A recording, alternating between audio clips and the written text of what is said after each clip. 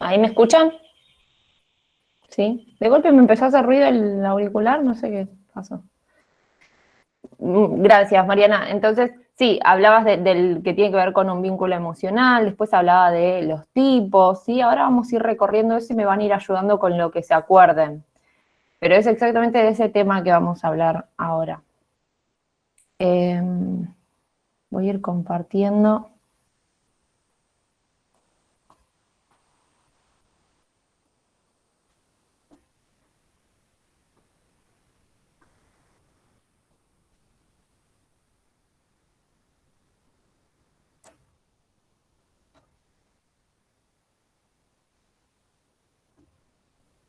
Muy bien. Entonces, el primer tema, vamos a ver dos. Como este ya está un poco introducido en la clase anterior, vamos a ver este tema y el siguiente que tiene que ver con los aportes de Donald Winnicott, ¿sí? ¿Se acuerdan quién es quien postula esta teoría del apego? Su nombre, digamos, es una fuente primaria lo que estamos viendo nosotros. Vamos a leer un texto del autor que postuló esta teoría. ¿No es Bowley? No sé si se pronuncia Sí, así. sí, muy bien. John Bowlby, no es tan fácil de pronunciar, es el autor de esta teoría. No es que este texto sea el único en el que lo desarrolla, para nada, sino que es uno que elegí de los tantos que él desarrolla esto. Entonces, la teoría del apego es una teoría que postula una determinada serie de cosas sobre este apego, ¿sí? Bueno, esto que empezó a contar Mariana, ¿no? Que tiene que ver con, perdón, Marisa, Mariana dije dos veces y ahí me quedé con la duda y ahí Marisa, eh, que tiene que ver con los lazos emocionales, ¿no? Con los vínculos tempranos. Eh, entonces, considera que esta tendencia a establecer vínculos emocionales íntimos con los individuos más cercanos, digamos, esto es otra cosa muy importante, es un componente básico de la naturaleza humana.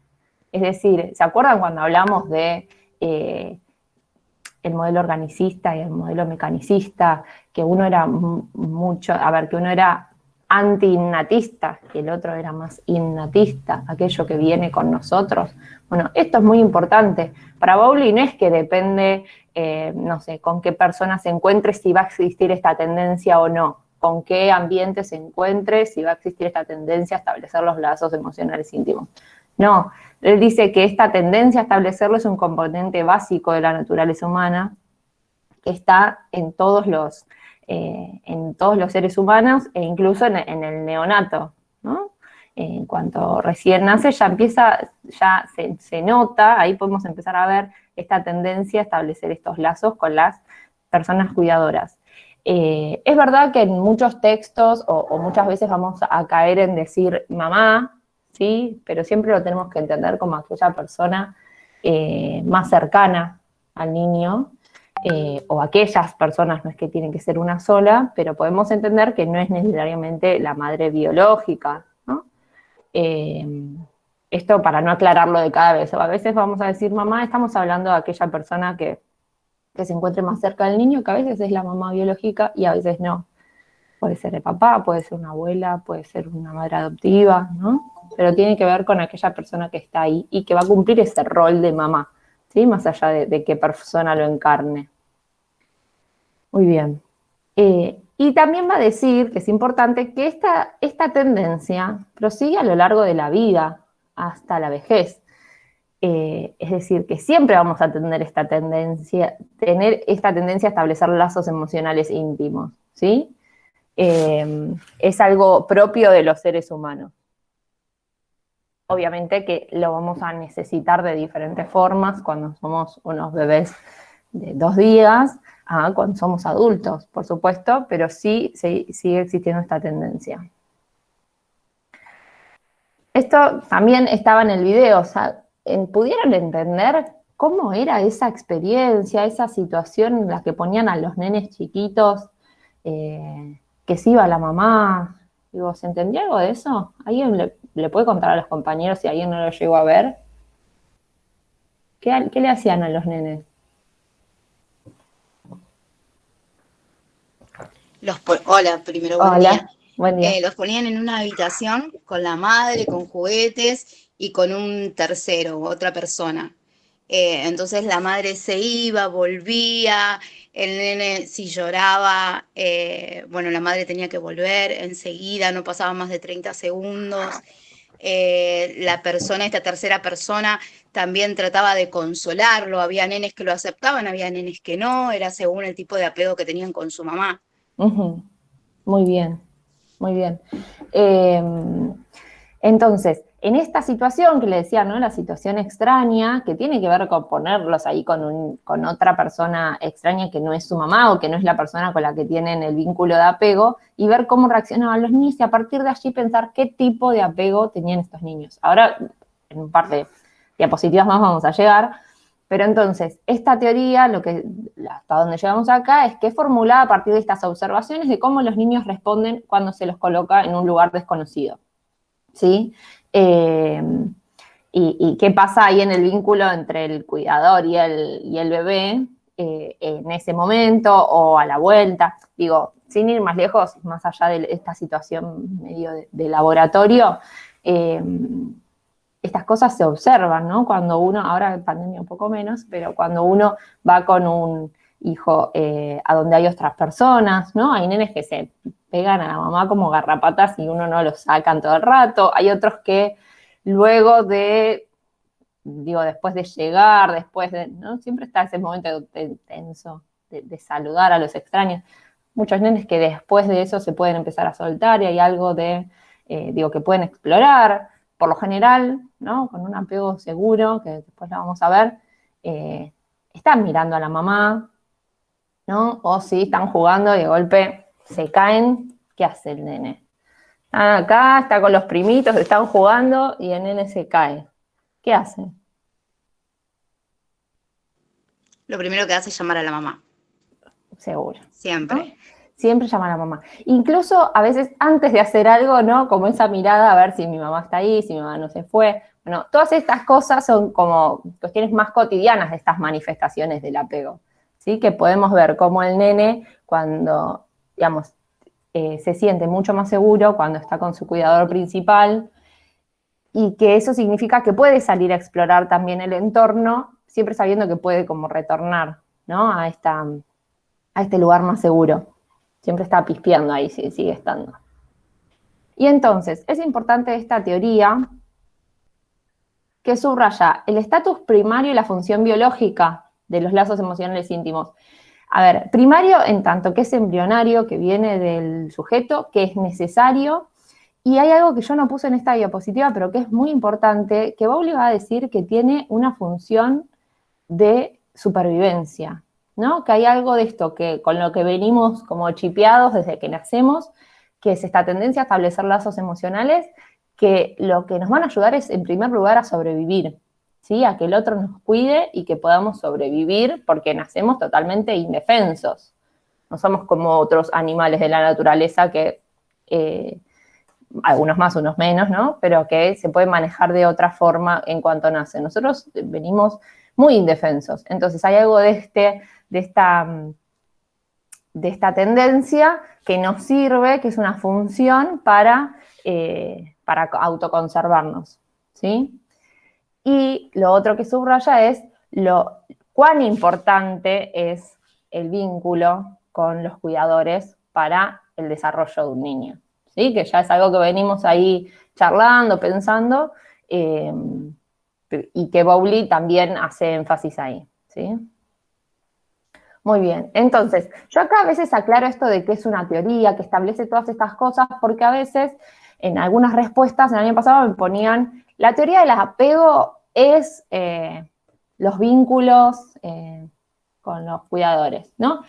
Y tenemos que, incluso cuando escribimos, cuando redactamos, hacer esta distinción. La teoría del apego es una teoría que postula un montón de cosas. Lo que es un vínculo emocional con los cuidadores es el apego, ¿sí? La palabra apego en sí. Eh, entonces, la teoría del apego abarca todo esto. Si uno pregunta por la teoría del apego, es todo esto. ¿Qué es ese apego? No es, sí, es el vínculo, pero que tiene todas estas otras características, ¿sí? Entonces, ahora yendo más de lleno al apego, entonces, ¿qué es el apego en sí? Vamos a hablar de que es el vínculo más importante en la primera infancia, que se puede establecer con una o varias personas del sistema familiar, van a ser siempre aquellos que estén más cerca del niño, y que tiene una función adaptativa, favorece la supervivencia y proporciona seguridad emocional. Acá en un momento Bowlby lo nombra como una función más objetiva y una función más subjetiva, ¿no? Objetivamente nos ayuda a sobrevivir, pero además subjetivamente tiene que ver con esta proporción de seguridad emocional, ¿sí? De que vamos a tener otro que nos va a ayudar a calmarnos, a regular todos esos estímulos que llegan del medio para un bebé, que necesita de un otro adulto que lo ayude a sobrellevarlo, ¿sí? E incluso las propias tensiones internas del bebé. Muy bien. Entonces, otra cosa muy importante son las manifestaciones fundamentales, es decir, qué observables vamos a ver del apego, ¿sí? ¿Cómo lo vamos a observar? Esto es una teoría que, bueno, pero ¿dónde se ve esto? Bueno, acá. Las manifestaciones del apego tienen que ver con buscar y mantener proximidad de las figuras de apego, esto que decíamos, ¿no? Cómo el nene puede ir a explorar, puede ir a jugar con otros, pero busca y mantiene como un poco ahí a la vista a la madre para poder explorar, ¿sí? La segunda manifestación dice, usa la figura de apego como base de seguridad desde la cual explora el mundo físico y social.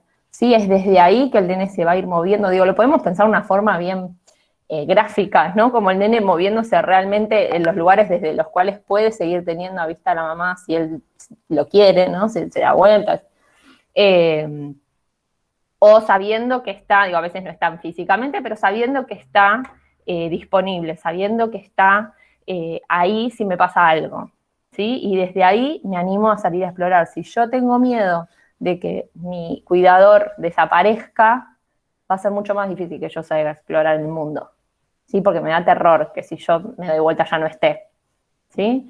Por eso, entre otras cosas, no se recomienda esto que a veces se hacía o incluso, no sé, se pensaba como correcto esto de desaparecer, digo, cuando la madre se tenía que ir, ¿no? De desaparecer, de lo entretengo con otra cosa y la madre de golpe tiró una bomba de humo y no está más, ¿no? A veces le evita a la madre el momento de despedida y de llanto, etcétera, pero realmente le da al niño una inseguridad sobre cuándo desaparece y cuándo no la madre. Digo, poder hablarlo, poder establecer que es algo que se nombra, ¿no? Que mamá se tiene que ir, que ya va a volver, etcétera, etcétera, por más chiquitos que sean, es diferente a desaparecer, ¿no? Porque el nene no entiende en qué momento, con qué tiene que ver, con qué momento del día, por qué, ¿no? Y la tercera manifestación tiene que ver con sentirse seguro buscando esa figura de apego, ¿sí? Con que esto, ¿se acuerdan? Si los que vieron los videos, tiene que ver con ese momento de reencuentro, ¿no? En el que decía que los niños con apego seguro realmente podían calmarse con su mamá, ¿no? Cuando la madre volvía, quizás no inmediatamente, pero la madre era capaz de calmarlo, ¿sí? Porque el nene se vuelve a sentir seguro y le proporciona un bienestar. ¿Estamos hasta ahí? ¿Alguna duda? Muy bien, vamos a seguir. Vamos a encontrar que hay fases en esta conformación del apego, o sea, del apego de un bebé con sus cuidadores principales, ¿no? Como en diferentes tiempos. Eso quizás, si uno lo piensa, seguramente no sean tan estrictos los tiempos, eso ya lo sabemos, pero hay cosas que uno se va dando cuenta, ¿no? Y que quizás nos pueden sonar. Va a decir que en el primer trimestre, recuerden que esto dice Bowlby que lo traemos, ¿no? Venimos chipeados así, esta búsqueda o esta tendencia a establecer los lazos emocionales. En el primer trimestre va a haber preferencia por los miembros de la misma especie y por los estímulos sociales, pero no establece diferencias entre quienes interactúan con él. Es decir, cualquier cachorrito humano que llegue a este mundo se observa, y hay estudios que comprueban, que siempre prefiere cualquier estímulo que tenga que ver con estímulos sociales, dice, con los rostros de las personas, por ejemplo, con las voces. Siempre va a preferir una cara humana que cualquier otro estímulo, ¿sí? Hay estudios sobre esto, o incluso la voz humana por sobre otros sonidos, ¿sí? Va a ser como privilegiado. Por eso es que dice que ya venimos con esta tendencia, porque se ve que niños bebés muy pequeños prefieren estos estímulos sociales que tienen que ver con otras personas.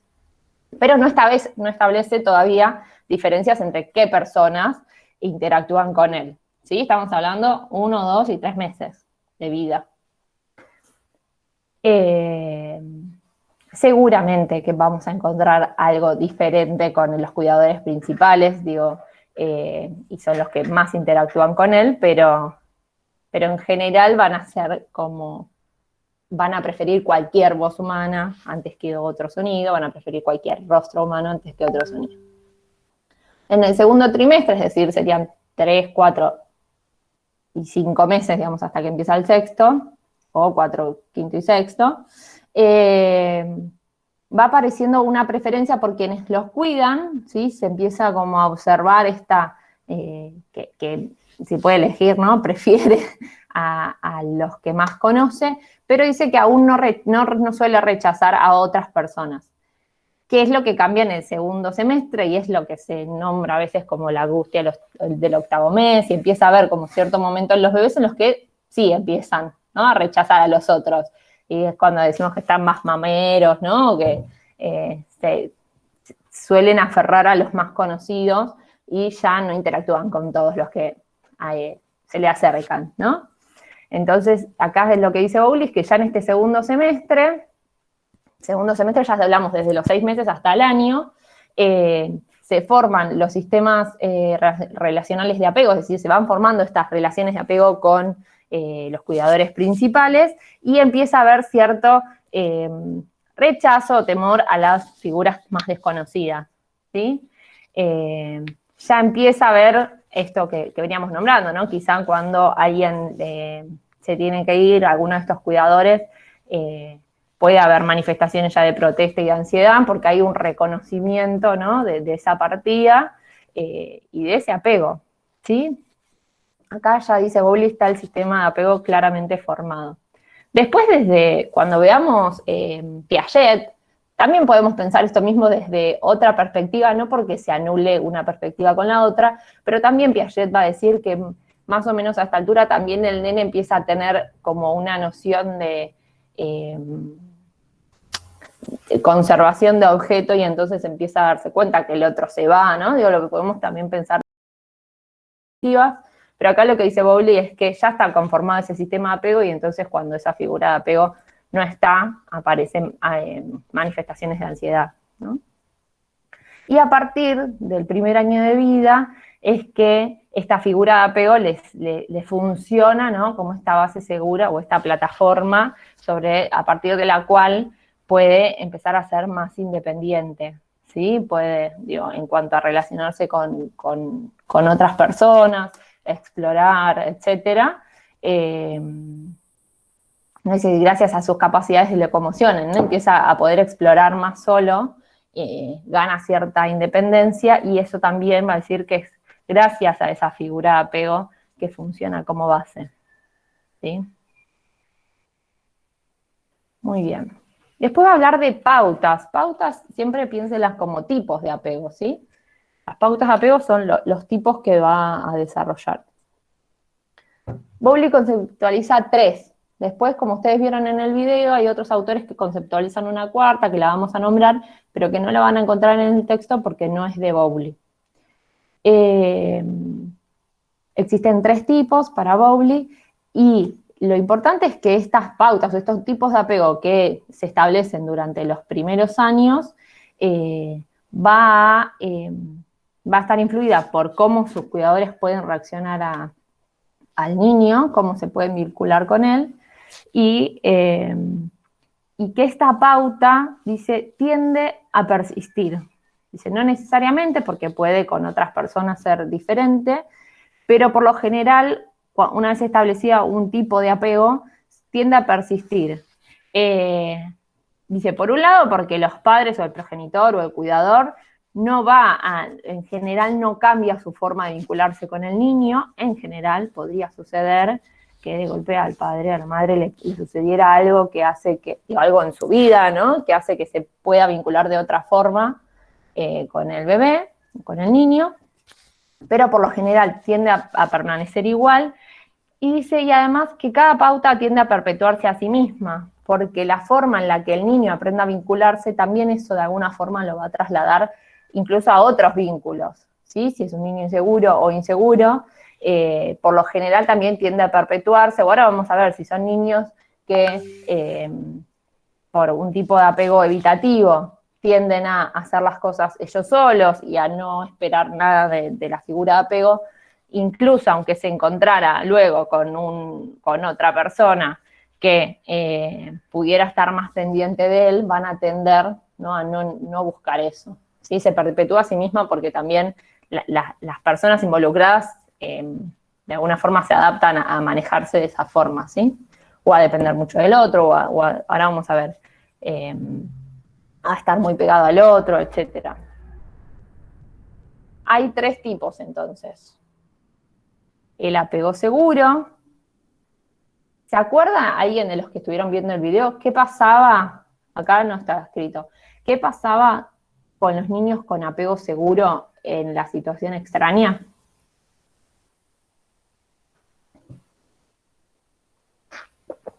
Primero estaban la madre, ¿no? Y aparece una persona extraña e intenta interactuar con el nene.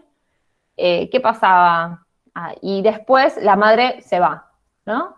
¿Qué pasaba con un niño con apego seguro? ¿Iba a protestar porque la madre se va o no iba a protestar? ¿Se pone mal, no se pone mal? No recuerdo bien, pero me parece que el nene como que lloraba, pero se dejaba consolar por la extraña. No recuerdo bien exacto si fue el primer momento. Ok. Sí, más que la importancia de si se deja consolar o no, sí es importante esto que vos decís, que se queja, ¿no? Digo, que no le da igual Sí. que esta persona se fue, ¿no? Entonces, en un primer momento, el niño con apego seguro no le gusta nada que la mamá se vaya y no puede seguir jugando. La realidad es que no sigue jugando si la madre no aparece. ¿Y qué pasa cuando la madre vuelve y trata de consolarlo? Se calma. Se calma Okay. como que es automático, que el regreso de la madre le da tranquilidad. Muy bien, el regreso de la madre lo calma y le da tranquilidad y funciona entonces esta madre regulando esa ansiedad, ¿no? Y pudiendo como restablecer ese equilibrio del nene. Esto es como lo más importante de estas observaciones, ¿no? Entonces, lo que va a decir Bowley es que en este tipo de apego que se estableció, que no es solo del nene, es del niño y del cuidador, ¿no? Como es algo que se establece entre los dos, el niño confía en que los cuidadores van a estar, que son sensibles y que van a estar cuando los necesite, ¿no? Digo, que son personas que van a responder frente a sus necesidades. Como esto que yo decía, ¿no? Un nene que se cae e inmediatamente va a buscar a la mamá. Confían que estos cuidadores van a estar ahí presentes cuando los necesiten. Gracias a esta seguridad puede hacer sus exploraciones del mundo, sabiendo que puede volver a esa base segura cuando lo necesite. Y por eso es que, ¿no? Cuando vuelve la mamá se calma, digo, ya hay esta seguridad. Y por eso el nene también podía explorar antes, digo, o en otra situación, digo, la madre está ahí, la madre se sienta en una silla, el nene explora y juega, ¿no? Porque sabe que su mamá está ahí. Cuando la madre no está, ya no puede explorar, ¿sí? Esta pauta, esta forma de apego tiene que ver con un cuidador que se muestra accesible, sensible a lo que necesita el niño, y atento, ¿no? Es una persona que, ¿se acuerdan cuando hablamos de los tipos de reacciones? Tendría que ser que puede establecer una reacción empática, que va a ir, digo, o que va a aparecer para el niño como alguien que es sensible a sus necesidades y que va a actuar para consolarlo, para protegerlo, ¿sí? En un bebé podemos decir que es un cuidador que va a poder estar atento a qué le pasa a ese bebé, ¿no? Porque llora, si está durmiendo bien, si no, si tiene frío, ¿no? Digo, si va a estar atento a qué le pasa a ese niño y va a actuar en consecuencia a ello y no a las necesidades del adulto, ¿no? Uno tiene que estar ahí cumpliendo, sobre todo estamos hablando de los bebés muy pequeños, todo lo que necesite ese bebé, ¿sí? Los otros tipos de apego ya no son tan ideales, ¿no? El apego ansioso resistente, también este es el que en algunos, no sé si en el de Bowlby, pero también se nombra a veces como ambivalente, ¿sí? Dice que en este caso el niño no está seguro de si el cuidador va a estar o no va a estar cuando lo necesite. No es tan seguro. Eh, ¿Por qué? Porque es un cuidador que a veces se muestra accesible y contenedor y otras veces no. Y otras veces no puede responder, no vamos a hablar de que son personas malas, sino que hay algo de su constitución, de su vida, de las cosas que le suceden, que hacen que en ocasiones pueda estar disponible para ese niño y en otras ocasiones no. Y en otras ocasiones no puede responder. Eh, y aparece también estas ideas que las amenazas de abandono utilizadas como medio de control. Me parece como bastante loco, pero esto se escucha mucho, ¿no? Me voy a ir. Yo tenía una mamá que, digo, y esto no es tan raro escucharlo en madres de niños de todas las edades, pero que me va a pasar algo. ¿No? Yo tenía una mamá que le decía, como me voy a morir, como que se iba a morir de un ataque de depresión cuando el nene la hacía renegar. Digo, esas son amenazas de abandono, esas son amenazas de hoy, hoy estoy, mañana no sé, así que cuídame, ¿no? No me hagas enojar. Hay algo de este tipo de madres o de cuidadores que tienen que ver con esa ambivalencia. A veces sí, a veces no. Y que lo que producen es una incertidumbre, ¿no? Que hace que, esto que yo les decía, que es mucho más difícil separarse de un cuidador que yo no sé si va a volver a estar cuando yo me dé vuelta, ¿no? Entonces, es mucho más difícil la separación, dice, es propenso al aferramiento, y se muestra ansioso ante la exploración del mundo, le va a costar mucho más salir y explorar pensando, ¿no? O no estando seguro de que va a poder volver a una base segura, y produce todas estas cuestiones, ¿no? Dificultades para separarse de esa madre y poder explorar, y mucha ansiedad, ¿sí? Esto no es tan poco frecuente de escuchar porque muchas personas pueden no estar disponibles todo el tiempo. También lo podemos pensar desde otras teorías y pensar qué pasa con una madre, por ejemplo, con estas características. Son madres, esta que ahora tengo en la cabeza porque era un ejemplo muy claro, que después es súper amorosa, ¿no? Y mi hijo, yo hago todo por mi hijo, ¿eh? Y de golpe después le terminaba diciendo que hasta que iba a encontrar un lugar como un hogar para dejarlo, digo, a esos niveles llegaba cuando no podías hacer algo con los caprichos del nene, ¿no? Pero que eran como causa y consecuencia, ¿no? De este tipo de aferramiento que terminaba generando, que el nene ya era grande y no podía, había muchas cosas que no podía hacer solo, sin la mamá ahí al lado todo el tiempo, ¿sí? Entonces, volviendo un poco, este tipo de apego es resistente, ambivalente. Ambivalente como que nos ayuda a recordar más de qué se trata. Es un cuidador que a veces está y a veces no, y entonces produce una inseguridad y un aferramiento que no permite explorar. ¿Se acuerdan en los videos qué pasaba con el niño que tenía un tipo de apego como este cuando la madre volvía?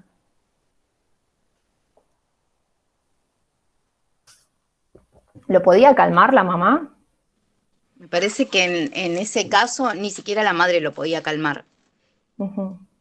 Sí, muy bien. Llegaba la madre, ¿no? Y si bien, digo, la madre, ahora vi tantos videos para seleccionarle uno, no me acuerdo si exactamente es el que les mandé, pero si no me equivoco, el nene, digo, se enoja con la mamá y le pega y está esto, ¿no? Como que quería que venga la mamá, ¿no? Porque de hecho grita en la puerta, quiere que venga la mamá, pero cuando viene sigue enojado y sigue muy frustrado y sigue muy angustiado. ¿No? Es una madre que no le funciona como reguladora de esta ansiedad, ¿sí? Por lo menos no en el momento. Cuesta mucho más por esto, porque no le funciona como una base segura, ¿sí? Muy bien. Y el último tipo de apego que postula Bowley tiene que ver con el apego ansioso elusivo como de eludir, ¿sí? Acá, por lo general, o sea, en el anterior tipo de apego a veces sí, a veces no, y en este caso en general están acostumbrados a que no haya consuelo y protección por parte del cuidador, ¿sí? Dice, el individuo no confía en que cuando busque cuidados recibirá una respuesta servicial, sino que espera o supone que va a ser desairado, que no se le va a dar importancia o consuelo a sus necesidades.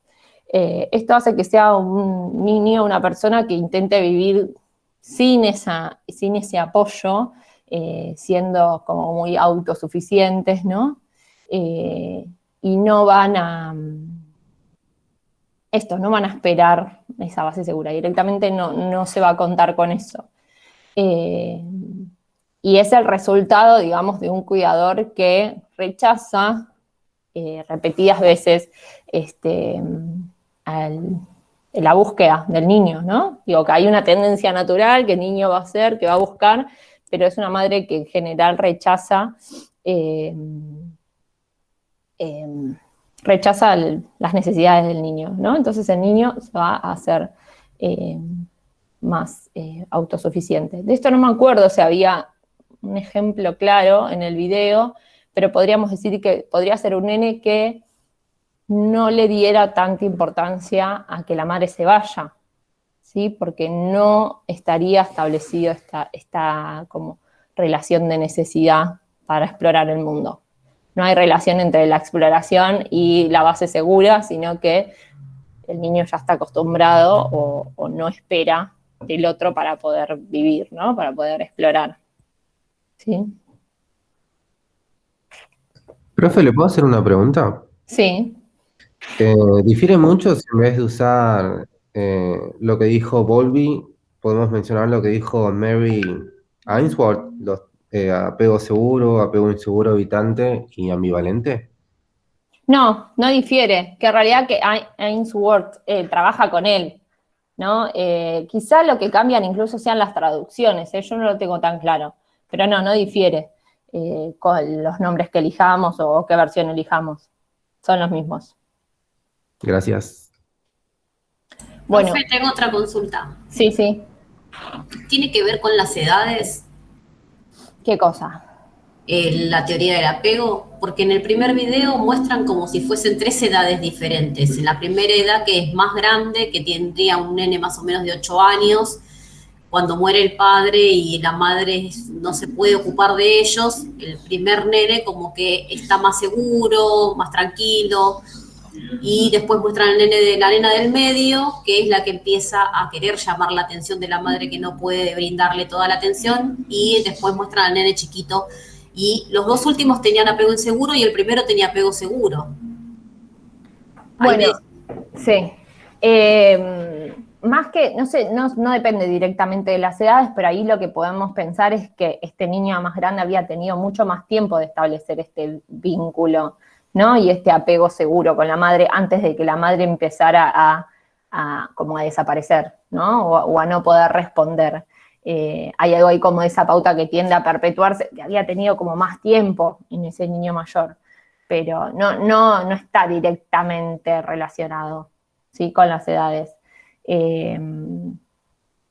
Lo que pasa es esto, ¿no? Que cuanto más tiempo haya pasado con un tipo de apego, tiende a perpetuarse o a ya no ser tan necesaria la presencia del otro, cuando el nene va siendo más grande. ¿Entiendes? ¿Te respondí la pregunta o te mareé? No, sí, sí, ahora me quedó más claro. Yo pensé, como el video muestra diferentes edades, pensé que entonces este, había algo ahí de apego inseguro por las edades que eran más chiquititos y que no pudieron crear ese vínculo. Claro, sí, sí, sí. Viene a ser una madre que digamos, que cambia su forma o no puede en ese momento en edades más tempranas y por eso es como más propenso a cambiar este tipo de apego. Y acá vamos a nombrar esto que nombra el texto, el video que ustedes vieron la semana pasada lo nombra como otro tipo y nombra el autor que lo propone años después, que tiene que ver con un apego más desorganizado, en realidad tiene que ver con alguna de las anteriores, pero de forma más desorganizada, es decir, que hay, como que se salen de la norma, ¿no? Que es más desorganizado o no es tan claro a qué tipo de apego se refiere, ¿no? Sino que a veces se comportan de una forma y a veces de otra. Eso tendría que ser como una versión más desorganizada. Pero nos vamos a quedar más con las tres propuestas por Bowley. ¿Sí? Muy bien, hasta acá llegamos con la teoría del apego. ¿Hay alguna otra consulta? Sí, profe, una pregunta. ¿Cómo satisface entonces sus necesidades en el apego ansioso elusivo? Si tiene un cuidador que elude todo el tiempo los cuidados, ¿no? ¿Que hay otra figura ahí que se ocupa de esas necesidades o cómo es? Porque si pensamos que es desde un bebé, o sea, que necesita del otro sí o sí para sobrevivir. No, podríamos pensar que en realidad si sobrevive es porque hay alguien que lo cuida, por lo menos desde lo más físico y biológico, ¿sí? Eh, y que por ese motivo, ¿no? Va a sobrevivir, pero sí vamos a decir que va a ser, pero si hubiera otra persona que cumpliera las funciones de la madre, por ejemplo, ya ahí estaríamos hablando de otro tipo de apego con otra figura. Acá es un niño que no hay ninguna figura que cumpla ese, a ver, ya hablando más como de las necesidades emocionales, ¿no? De contención, de cuidado, etcétera, no va a haber nadie que cumpla eso y va a ser una persona que va a tender a esto. Bowley dice a esto, más autosuficiente y emocionalmente como va a ser como muy frío, muy cerrado, no sé cómo explicarlo, pero va a tener dificultades en general para relacionarse. Y ahora vamos a ver desde el siguiente autor también qué pasa con esos niños que no pueden establecer estos vínculos, ¿no? O no de la forma correcta. Acá no nos vamos a meter en eso, pero podemos hablar de que es probable que haya alguna patología, si es un niño que solo se satisfacen las necesidades biológicas, ¿sí? Estamos hablando de si es un niño que sobrevivió, sí, hubo alguien que le dio de comer, que lo abrigó, etcétera, eso se cumplió, pero no se cumplieron las necesidades emocionales y desde ahí otros autores van a pensar una cantidad de patologías, ¿sí? Psíquicas, trastornos psicológicos, por los cuales si no hay un otro que responda, que nunca responda a eso. ¿Sí? Por eso no van a ser la mayoría de los casos, por supuesto, pero sí, va a haber como mucha desorganización o muchos problemas para esa persona que nadie haya respondido. Esto que decís, bueno, hay otra persona que responde, bueno, efectivamente hay alguien que responde a las necesidades básicas para que sobreviva físicamente, pero muy probablemente no se estructure psíquicamente como se espera. ¿Se entendió? Sí, sí, profe. O sea, solo satisfacen las necesidades biológicas Claro. para que el sí. niño crezca, se mantenga con vida, nada más. Claro, tal cual. Porque si hubiera otra persona que cumpliera las necesidades, ya hablamos de que ese niño tiene una pauta de apego con otra persona. ¿Sí? Serían casos en los que no hay nadie que cumpla esas otras necesidades.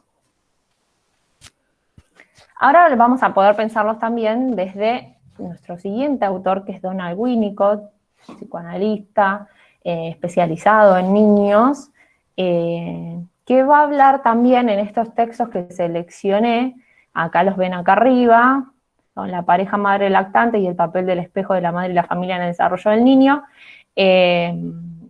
Son 2 textos cortos que quieren como de alguna forma sintetizar su pensamiento respecto a esto, y que lo podemos relacionar mucho con la teoría del apego, ¿sí? Porque va a hablar también de esos primeros momentos y de la relación del bebé con su mamá o con el cuidador principal. Va a decir que en estas primeras etapas del desarrollo desempeña un papel vital muy importante el ambiente que rodea al niño, y dice, esto es muy importante, ya nos vamos bien a una teoría psicoanalítica, dice que no hay, en los primeros momentos de vida, no hay una diferenciación yo, no yo. Es decir, psíquicamente el niño no sabe qué soy yo, ¿no? O hasta dónde llega mi ser y hasta dónde es el otro, ¿sí? Pueden pensar que en el principio el bebé está dentro de su madre y son como una sola persona, y cuando el niño sale y físicamente es independiente de su mamá, psíquicamente todavía no hay una diferenciación yo, no yo. ¿Qué soy yo y qué es mi mamá? ¿O qué es esto que yo tengo alrededor mío? ¿Sí? Va a decir que hay una pareja formada entre el lactante y su mamá. Por supuesto que esto puede ser reemplazado, pero con aquella persona que esté con él, y dice que va a haber una sociedad madre-bebé. Y dice, o ponemos madre-bebé sin un guión, sin nada, porque de eso se trata, de que es como una continuidad, ¿sí? Hay una continuidad entre la madre y el bebé. De hecho, para la madre también, ¿no? Digo, es todo un proceso de separación, de diferenciación con ese bebé que es parte de la mamá en un principio. Va a decir que hay una identificación de la madre con el bebé y del bebé con la madre. A ver, la madre se identifica con el niño para satisfacer sus necesidades y de alguna forma está incorporado a ella. Y el bebé dice que no se puede hablar directamente de identificación porque no está constituido un ser como para identificarse con otro, sino que tiene que ver con esa, dice, estado original de indiferenciación, ¿sí? Indiferenciación es no hay diferencia con la madre, no hay una separación con la madre. Esto se tiene que producir paulatinamente, ¿sí? Esta separación del yo y no yo. Acá lo puse diferente, pero es no yo, o sea, lo que no soy yo y lo que soy yo, ¿sí? Y la madre tiene que ir pudiendo como seguir el ritmo del bebé para esa separación, ¿no? Digo, hay algo ahí de ritmos entre uno y el otro en el que se va a ir produciendo esa separación del niño y la madre. Esta sociedad madre-bebé, esta continuidad, se tiene que ir como separando paulatinamente. Y hay un concepto muy importante que tiene que ver con lo que Winnicott llamó una madre suficientemente buena. Suficientemente buena, y no dice solo buena, porque vamos a ver después que puede haber una madre que sea demasiado buena, ¿no? En el sentido de que nunca se aleje. Entonces hay una madre suficientemente buena que puede cumplir las necesidades que ahora vamos a ver, que tienen que ver con una función ambiental, es decir, que tiene que proveer el ambiente a esta madre, pero ¿no? Que no tiene que ser ni menos ni más. Después vamos a ver un poco eso. Las funciones de la madre suficientemente buenas es lo que se llama la función ambiental, esto que tiene que estar, digamos, como alrededor del niño, ¿no? Aquello que se le tiene que proveer al niño, y habla de 3 funciones. La primera es la de sostenimiento o holding, ¿sí? Tienen que ver con la forma en la que la madre toma en sus brazos al bebé, que tiene que ver con la capacidad que tenga la madre de identificarse con él, es decir, cómo puede, incluso desde el contacto y de cómo lo sostiene, poder estar atenta a las necesidades de ese bebé, a su comodidad, a su cuerpito, ¿sí? Que la madre se pueda adaptar al niño. Y este sostenimiento, esta forma de cuidado que tiene que ver con el, literalmente poder sostenerlo, ayuda o tiene mucho que ver con una integración psíquica de ese sujeto. Todo esto después podemos pensar qué pasa si no está, ¿no? Si el sostenimiento tiene que ver con una integración del yo, ¿qué pasa cuando no hay un sostenimiento adecuado? ¿Sí? Puede haber una desintegración psíquica, ¿sí? De ese cuerpo que quizá no se puede integrar y podemos pensar en patologías que tienen que ver con una desintegración como la esquizofrenia, ¿no? En los que hay una desintegración del yo. La segunda función tiene que ver con la manipulación o handling, ¿sí? Se parece en cierto sentido, pero no necesariamente con el sostenimiento, sino con la manipulación que realiza la mamá con su bebé. Cómo lo acaricia, cómo lo viste, lo baña, le hace cosquillas, ¿no? Cómo una madre puede ir reconociendo, o el cuidador, ¿no? Va reconociendo el cuerpo del bebé a través de los cuidados que realiza sobre ese cuerpo, ¿sí? Como, incluso a veces esto va acompañado de palabras, ¿no? De quién es esa mano, ¿no? Y nombrar las partes del cuerpo, y los piecitos, y las cosquillas, y el pañal, y la limpieza, ¿no? Cuando se cambia el pañal, tiene que ver con todas esas actividades con el cuerpo del bebé, que la forma en la que lo puede hacer la madre, reconociendo ese cuerpo, no tratándolo como si fuera un objeto, ¿no? Sino tratándolo como un cuerpo sensible, con sensaciones, ¿no? Que van a ir ayudando y van a ir contribuyendo a que el niño pueda ir incorporando su propio cuerpo. Y lo que vamos a hablar es de una integración psicosomática. Dice, conexión entre psique y soma, es decir, la psique, la mente, ¿sí? Con el soma, que es el cuerpo bien físico, nuestra carne, ¿sí? Nuestras partes del cuerpo, que una vez que nosotros nos integramos ya, cualquier parte de mi cuerpo no es solo un pedazo de carne, ¿no? Digamos, está integrado al resto de mi cuerpo.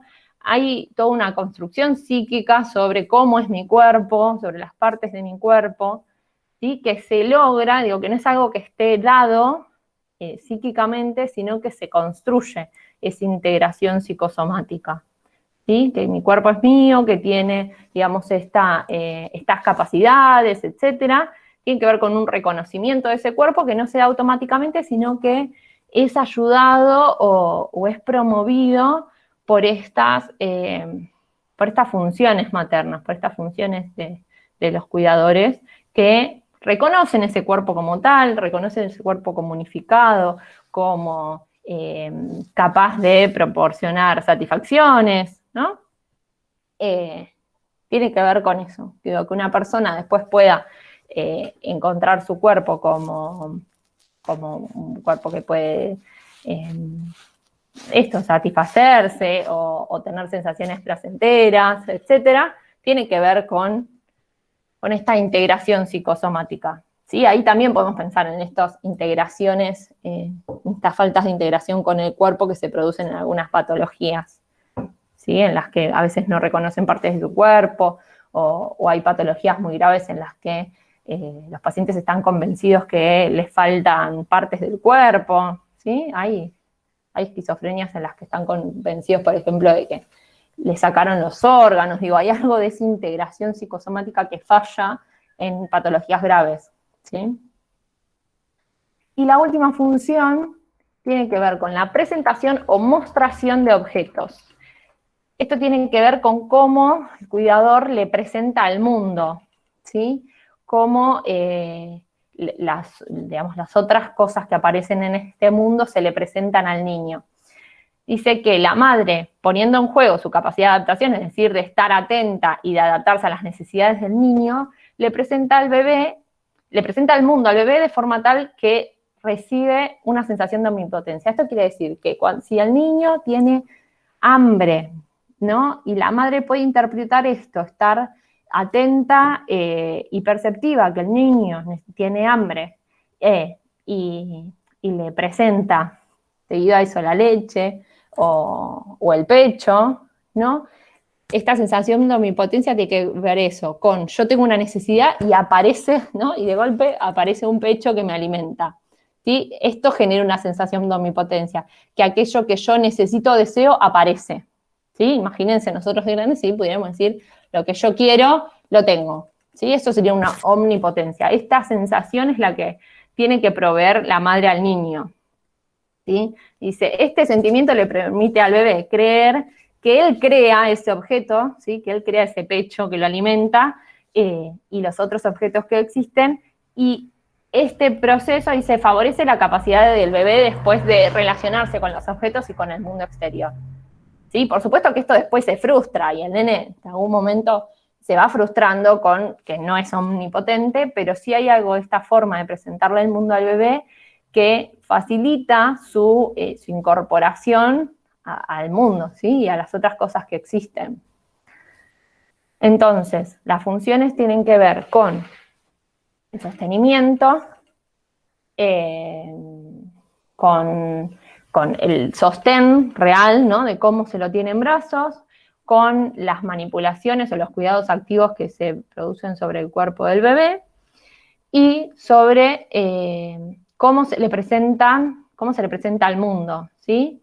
Que no es frustrándolo en un primer momento, sino presentándole este mundo frente a sus necesidades.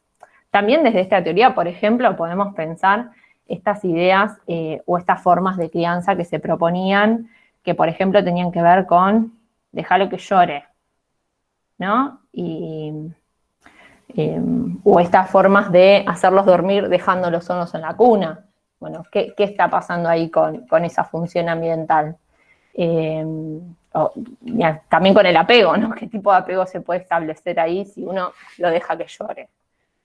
Obviamente que no estoy hablando de dejarlo llorar 2 minutos, que eso, pasa y tiene que pasar también, pero si no de estas formas de crianza, ¿no? De que se duerma llorando, que en algún momento se apoyaban desde la pediatría también.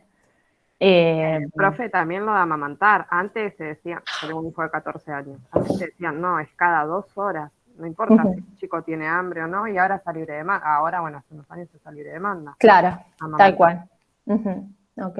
Sí, vemos cómo estas teorías tienen más que ver con la libre demanda, ¿no? Con adaptarse a las necesidades de ese bebé, con que no que el niño se tenga que adaptar a nuestras necesidades o a nuestras teorías o a nuestras demandas, sino nosotros o el adulto al bebé. Sí, muy bien. Cómo estas cosas fueron cambiando también. Y, a ver, se me trabó. Y en el otro texto, esperen que, está bien.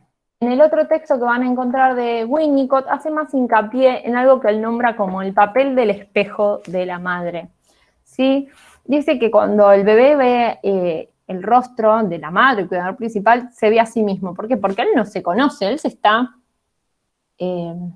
integrando y se está diferenciando a su vez de a poco de esa mamá, pero dice que ese ser visto es lo que lo constituye al niño, ¿sí? Cuando miro, se me ve, y cuando me miran, existo, ¿sí? Cuando me miran, puedo yo empezar a mirar, ¿no? Dice, y miro de forma creadora. Esto parece medio poético, pero tiene que ver con eso, ¿no? Con el reconocimiento del otro, de ese bebé como un sujeto, con esa mirada del otro que de alguna forma habilita y favorece que ese niño pueda mirar, ¿no? Y que ese niño vea al otro y se entienda a sí mismo como un sujeto. Dice que el bebé se establece a sí mismo como individuo a través de la mirada de los otros.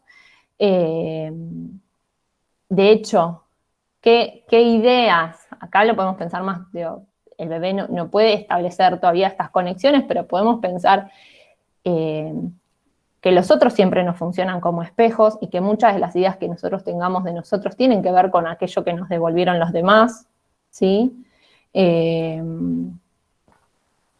Entonces, se va a constituir de la misma forma un niño al cual se lo mira con con desprecio o una madre que no pueda tener ningún tipo de emoción por cosas que le estén pasando a ella, ¿no? Que no pueda reconocer a ese niño, que no lo pueda mirar, que no pueda mirarlo con placer, con satisfacción, ¿no? Lo que voy a decir es que es muy importante esa mirada de la madre o de estos cuidadores, ¿no? Que estén ahí con el niño, que lo reconozcan como sujeto y cómo lo miren, ¿no?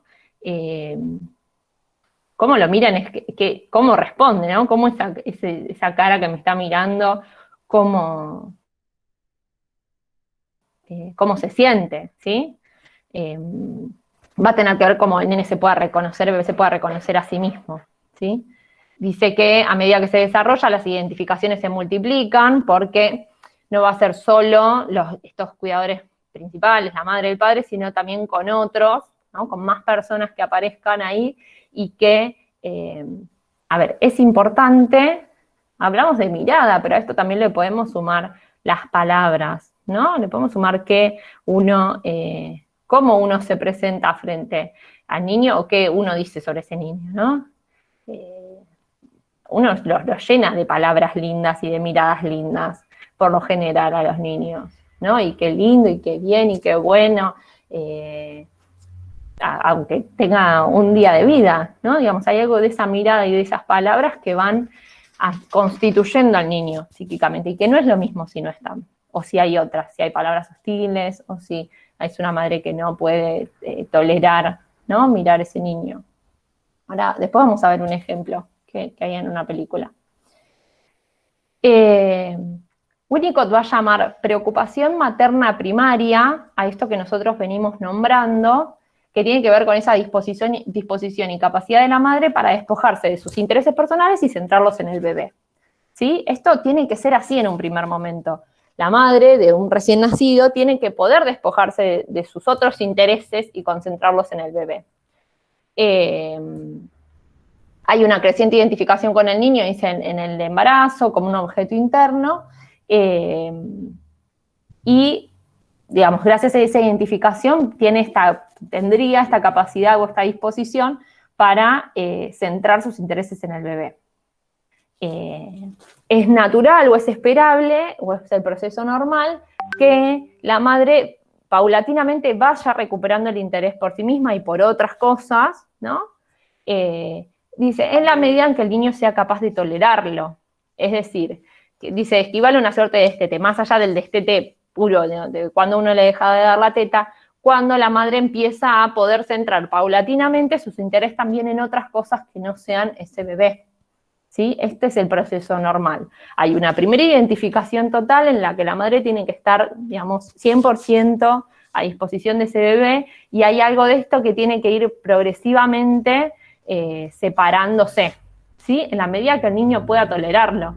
¿Qué pasa si a los 5 días de nacido la madre lo deja 5 horas solo? No sé.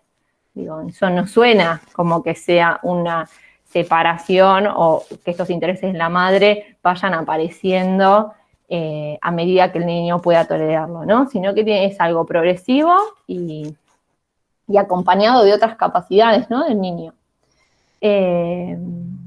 También habla, que esto es muy interesante, dice que en este momento en el que la madre está totalmente identificada con ese bebé y que todos sus intereses tienen que pasar por ese bebé, ¿no? Estamos hablando en el primer momento, la madre está muy vulnerable y por eso, dice, necesita un círculo protector, ¿no? Un círculo de protección que acompañe y que la ayude en ese momento en el que está despojada como de sí misma, ¿no? Y de sus necesidades y lo que le pasa.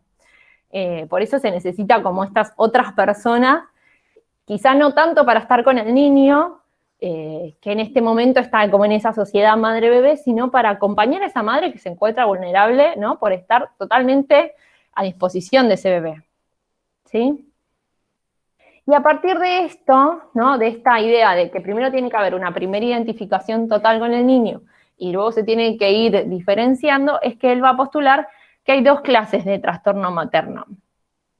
Por un lado, la madre cuyos intereses personales son, dice, demasiado compulsivo como para abandonarlos, no entra en la experiencia madre-bebé, en este caso no puede destetar al niño porque nunca la tuvo realmente. Es decir, a pesar de lo haya tenido en la panza o no, pero la madre no puede abandonar sus otros intereses. Las otras cosas que le preocupan, que le interesan, que le gustan, otras cosas, o ella misma, y nunca puede entrar en esa identificación, dice, y no entra la experiencia de la pareja madre-bebé. Nunca hay esa sociedad, ¿sí? Nunca se lo desteta porque nunca se estuvo integrado, y este es un tipo de trastorno materno, ¿no? Aquella madre que no puede entrar. Y el segundo tipo de trastorno materno tiene que ver con la madre, dice, que tiende a estar siempre preocupada por algo, y el niño se convierte entonces en una preocupación patológica, ¿sí? Dice, esta madre sigue estando identificada con ese bebé durante un tiempo demasiado prolongado, ¿sí? O sea, no puede ir haciendo esta separación progresiva, se queda ahí como pegada a esas necesidades del niño y esa identificación primaria. Dice, y pasa, y muchas veces pasa esta preocupación como patológica, podríamos decir, porque estamos hablando del trastorno, esta preocupación patológica por su hijo, dice, a veces pasa bruscamente a otra preocupación, ¿no? O a una preocupación previa. Y entonces, a veces no puede destetarlo, porque no puede dejar de estar 100% ahí con ese bebé, o lo hace de forma demasiado brusca y no tiene en cuenta las necesidades del niño, digo, no es una separación gradual, sino que de estar 100% para vos, ¿no? De golpe me preocupa otra cosa y me ocupo de otra cosa, ¿sí? Eso tiene que ver con el otro tipo de madre, digamos, que fallaría en esta función ambiental o en esta preocupación materna primaria, ¿sí? La primer tipo de madre no tiene esa preocupación materna primaria, y la segunda, esta preocupación se vuelve patológica, ¿sí? Y no puede hacer una separación progresiva.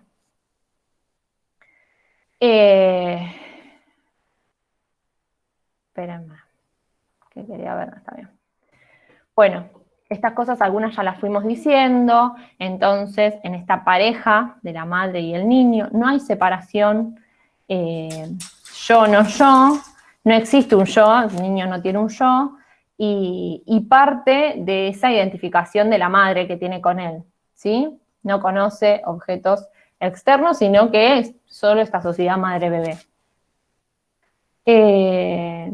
Y lo que se debe dar, esto ya lo hablamos, el proceso de integración, de personalización y de la capacidad para relacionarse con los objetos, tienen que ver con esos procesos que se dan a partir de las funciones ambientales en la madre, ¿sí? Holding, handling y mostración de objetos. Esto es un poco como que repite lo anterior, ¿sí? Pero es para ubicarlos un poco en el texto que, de nuevo, como es un texto primario, a veces da un poquito más de vueltas, aunque son cortitos.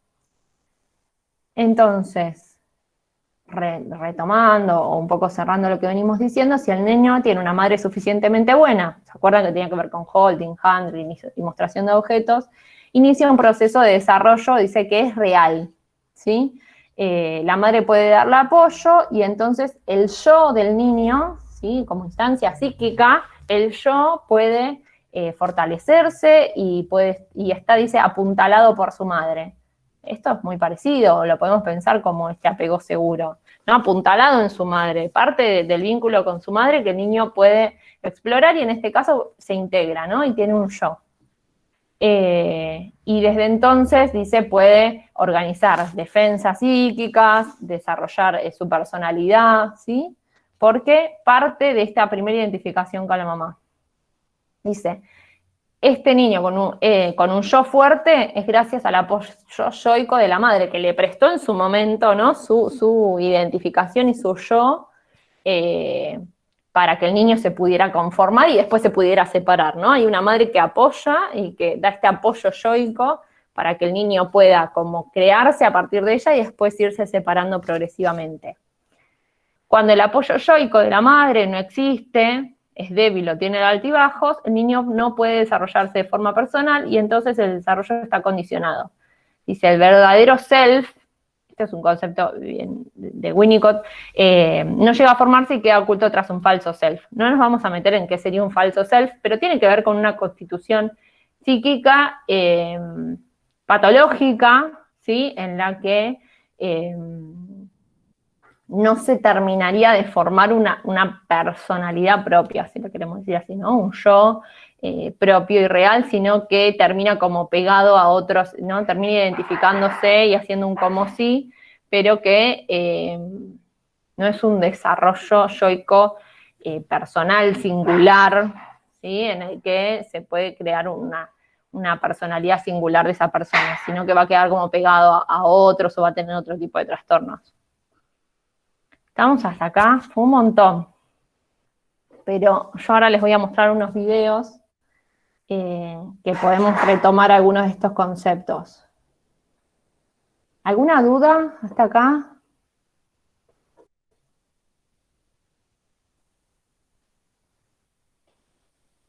Hay cosas que se repiten, ¿no? Digo, me parece que es importante que nos centremos, entonces, en qué es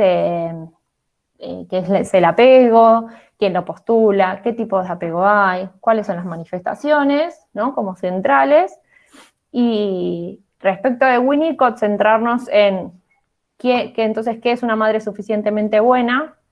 ¿Sí? Como principal, serían como las cosas más importantes, ¿qué es una madre suficientemente buena? ¿Cómo podríamos describir el vínculo inicial de una madre con su bebé? Que es lo que hablamos de la indiferenciación y esta sociedad madre-bebé. Y qué tipo de trastornos puede haber de eso, ¿sí? Quizás la parte del papel del espejo, eso es mucho más difícil de explicar. Quería que quede como alguna idea sobre esto porque tiene que ver con todo lo que trabajamos, pero no se enrosquen en explicar eso, ¿sí? Sí, en Winnicott esto, madre suficientemente buena, preocupación materna primaria y los tipos de trastornos está bueno porque nos hablan también de cómo sería lo normal, ¿no? Cómo es esta pareja madre-bebé al principio y qué tiene que ir pasando. Eso es lo más importante. Ahora, vamos a ver si me sale mostrarles unos videos. Este primero que les voy a mostrar ahora me van a decir si les aparece. Es de una película que no sé si se las nombré a ustedes ya, que es Tenemos que hablar de Kevin, ¿se las nombré? Pues siempre la nombro. Bueno, es una película que se llama Tenemos que hablar de Kevin y digamos, es importante y es esencial qué pasa en la relación de esa madre y ese hijo, y hay algunas escenas que muestran este vínculo en los primeros momentos.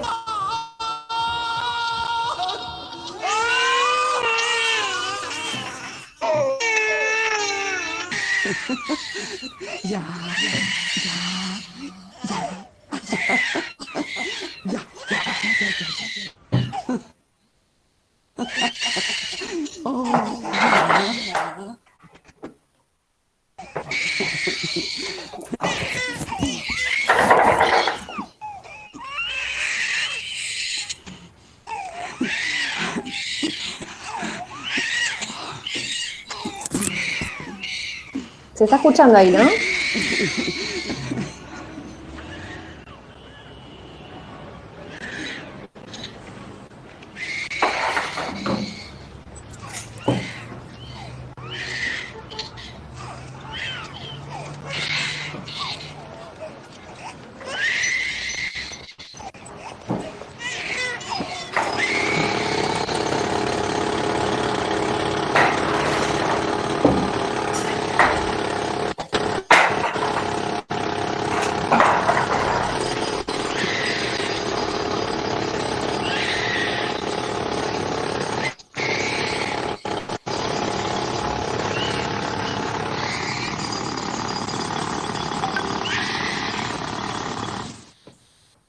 Demasiado silencio. Ya es tarde, Eva. Hola. Tienes que levantarte. Hola. No, no lo despiertes. Acabo de acostarlo, por favor, ¿Cómo Franklin. estás, bebé? Ah. Hola. ¿Quién está aquí? ¿Quieres pasear? ¿Quieres pasear? ¿Está tranquilo? Tienes que jugar un poco con él. Es todo. ¿Te parece que exagero? Ah, solo tienes que jugar con él un poco. Jugar un poquito. Un poquito nada más, ¿verdad?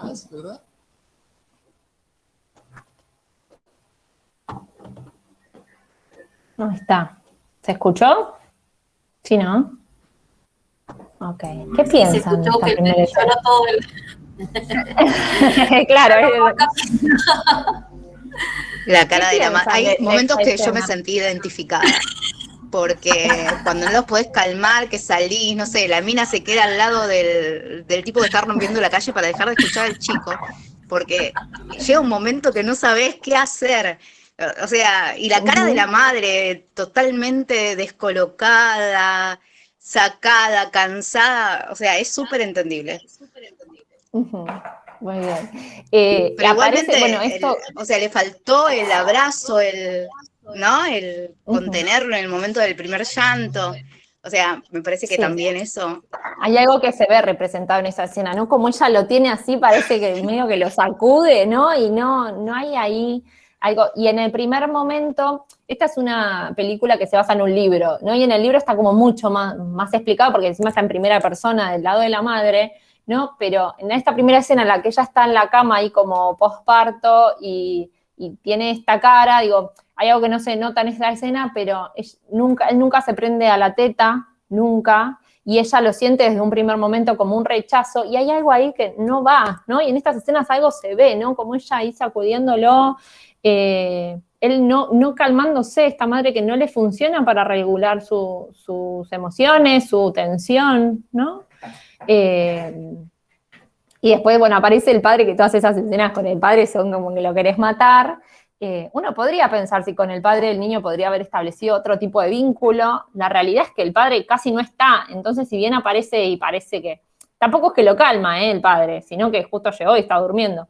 Pero, pero es un padre que no está, digo, y que la que tenía ahí la función de estar con él, no puede, ¿no? Hay algo en ella, en lo que a ella le pasa, que no puede. Se las recomiendo la película, van a ver que es una madre que no es que no pueda ser madre, no es que no puede, de hecho después tiene una hija y puede establecer otro vínculo. Hay algo en ese momento de su vida que se muestra un poco en la película como que ella en realidad le gustaba mucho viajar y le gustaba hacer otras cosas, no estaba muy convencida de quedar embarazada y de tener un hijo. Y bueno, y hay algo, ¿no? ¿Qué piensan de estas fallas maternas que habla Winnicott? ¿Cómo la ubicarían a esta mamá? ¿Puede establecer esa sociedad madre-bebé? Me parece que no.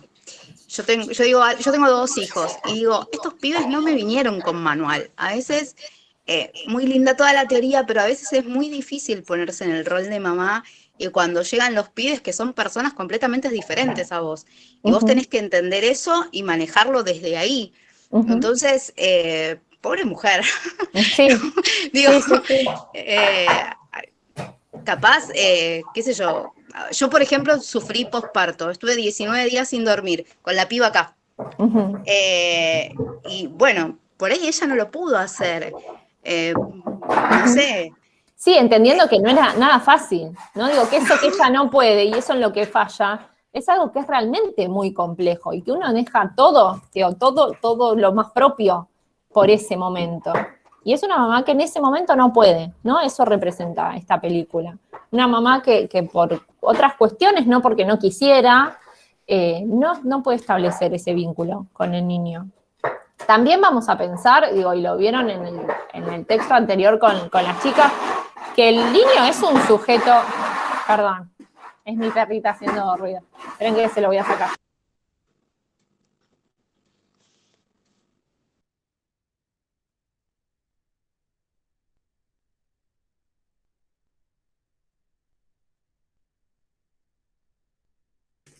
Ahí está. Ya estamos arriba. Ustedes vieron en el texto anterior que hablaba de recién nacido, que pensamos al niño como un sujeto activo también. Todos los bebés no son iguales. ¿no? Digo, o pensamos desde estas teorías, que no son todos iguales, que también vienen como sujetos activos, no es que todo lo moldea al medio, no van a ser todos los bebés iguales que con, digo, los hijos, y bueno, y cómo uno puede responder a eso, ¿no? Acá hay algo de su... Espérame.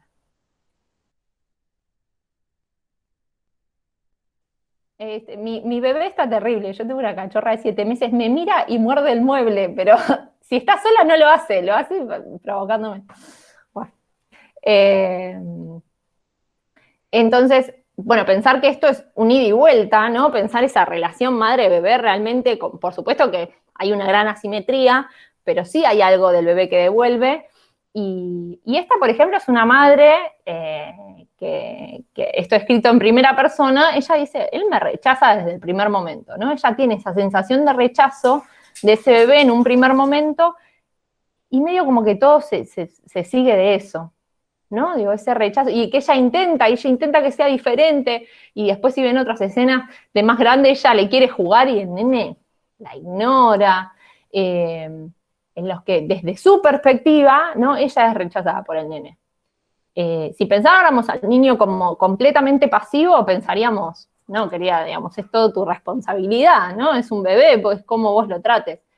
Y podemos pensar que hay cosas de ambos lados, ¿no? Que es una relación recíproca y que se construye entre dos. Entonces, bueno, después si ven esa película me cuentan, se van a dar cuenta que tuvo bastantes problemas después ese niño. Digo, tenemos que hablar de Kevin, es porque a Kevin no le va muy bien. Y ejemplifica algo de esto. No porque necesariamente todos los que pasen por esto van a pasar algo de esto, ¿no? Es un ejemplo, es un caso, pero podemos mostrar algo, ¿no? de qué pasa ahí con esa madre. Ahora les voy a mostrar otro video y me cuentan a ver qué ven desde lo que estuvimos hablando.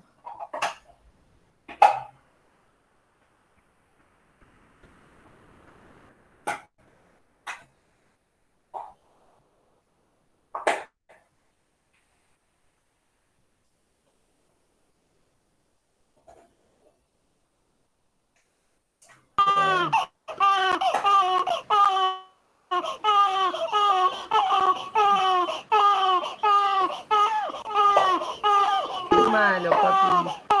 Ah, le puse mi cosa mal.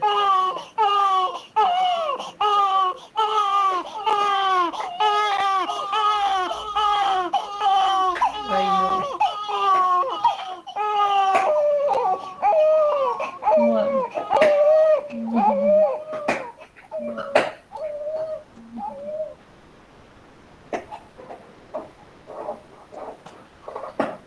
No se calma con mamá, ¿eh? No se calma con mamá, ¿eh? ¿No se puede filmar? Sí. No se puede filmar.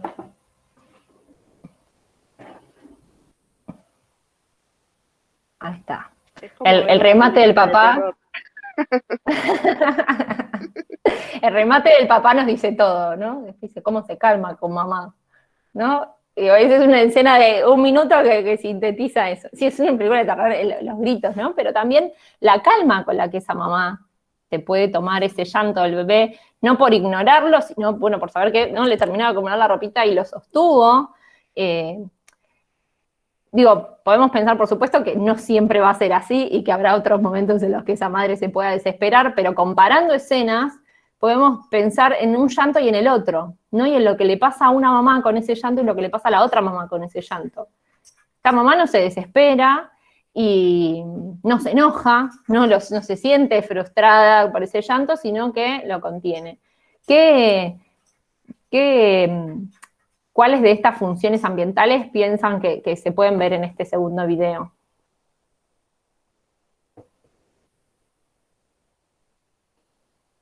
¿Se acuerdan que eran La holding? presencia de ella. Sí. Bueno, hay algo de...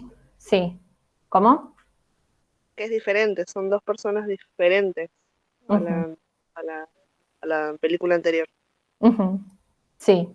Holding era el primero, profe, que era sostenerlo, puede ser, Uh-huh. de cómo lo Sí. sostiene. Sí, se evidencia, ¿no? Como esta función de holding, de cómo lo sostiene, que tiene que ver con esta capacidad de la madre de identificarse con el nene, con hacerlo acorde a sus necesidades, ¿no? Y también podríamos pensar en el handling, lo acomoda, le da un beso después, ¿no? Como medio lo abraza, no solo lo sostiene, sino que lo está abrazando, ¿sí? También hay algo ahí del handling Aparte que lo estaba cambiando. Sí, sí, sí. Y también forma parte de ese, no sé. Ujú, muy bien, también. ¿Y qué piensan entonces quizá de esta pareja madre-bebé? Que también es muy chiquitito ese bebé. ¿Qué piensan? Que podemos teorizar, digo, también estos ejemplos son para que a partir de ahí teorizamos, qué sé yo, qué pasaba con esa madre y ese bebé, pero de este video, ¿qué piensan de esa madre y ese bebé en cuanto a su vínculo? Como que va a ser mucho más estrecho, mucho más estable, Ajá. el apego es distinto, o sea, el Ujú. nene no se va a criar lo mismo que con el otro, o sea, sí, la relación es constante, ¿no? De la madre, de la Claro. otra madre, si es, o sea, si fue fría todo el tiempo, obviamente va a ser distinta la relación que tenga, distinto el Ujú. apego, distinto cómo se crían. Y respecto a esta preocupación materna primaria, digo, ¿podríamos pensar que esta mamá la tiene? ¿Se acuerdan que era esta capacidad de estar identificada con el nene, de proveerle sus Sí, necesidades? tiene la primaria. Seguramente en algún momento después va a empezar a separar el vínculo que tiene primario con el hijo para que sea dos personas diferentes. Pero empezó a construir un apego seguro y empezó a tener este vínculo mamá, bebé mamá. Muy bien. Ujú. Sí, podemos teorizar, podemos inferir, ¿no? Que hay este vínculo estrecho o esta indiferenciación madre-bebé. ¿Sí? Bueno, un poco estas ideas quería que se lleven con estas escenas. Yo les voy a subir, como siempre, esta clase, el video del año pasado. Tengo el de Winnicott, la parte de Winnicott yo ya la di como en dos clases diferentes, pero bueno, la parte de Bowley ya tenían como el refuerzo de la clase anterior. Y la semana que viene va a haber una actividad que tiene que ver con estos textos que vimos hoy y con estos dos videos. ¿Sí? Así que más o menos los que estuvieron acá y porque participaron, tienen ideas, ¿no? Obviamente que después hay que desarrollarlo, hay que escribirlo, pero ideas sobre esto. Va a tener que ver con elegir uno de esos dos videos y articular, como hicieron con la película de Matilda, ¿no? Articular con dos conceptos de los trabajados que yo después ahí les voy a poner. ¿Sí? Que fue lo que fuimos diciendo recién, ¿no? ¿Qué pasa con el apego en esta madre o qué pasa con esa sociedad madre-bebé, qué pasa con esa preocupación materna primaria, etcétera. Esa va a ser la actividad. Lean tranquilos los textos, por eso también tienen una semana más en la que no se suman textos, porque estos no son largos, pero tienen su complejidad, ¿sí? Guíense por los PowerPoints, porque es verdad que los textos van a ir un poco más allá y van a decir cosas que quizá no vamos a entender o que no podemos llegar a articular, pero guíense por lo que estuvimos trabajando en la clase, ¿no? Eso es lo más importante y lo que yo les nombré. No se enrosquen mucho con lo del papel del espejo, que a veces trae como bastantes dificultades, sino más bien con lo otro, ¿sí? Que son como conceptos más delimitados. ¿Alguna consulta? Como les dije al principio, pero había poquitos, después fueron llegando más, decidí que no va a haber una primera entrega del portfolio ahora antes de las vacaciones, porque la realidad es que fue muy corto este periodo, pero sí lo que ustedes deben hacer en este primer cuatrimestre, que a veces me preguntan, ¿hay cierre de cuatrimestre? ¿Hay qué actividad hay? Lo que ustedes tienen que hacer es hacer las actividades que hay hasta el momento. ¿Sí? Hasta el momento son 3, y con la de la semana que viene van a ser 4. Con eso, y probablemente, según el cronograma que estuve armando ayer, me costó bastante, a ver, esperen que lo estoy mirando y les digo.